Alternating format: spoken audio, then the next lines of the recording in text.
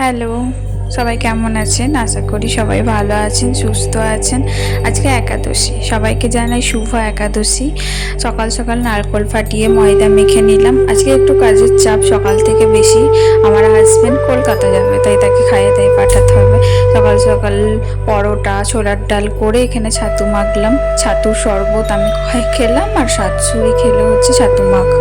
দুজনে খাওয়া দাওয়ার পর সন্তানের পর সব কিছু মিলতে আসেনি, হাজব্যান্ডকে খাইয়ে পাঠিয়ে দিয়ে তারপর ছাদে এসে সব মেলে দিলাম।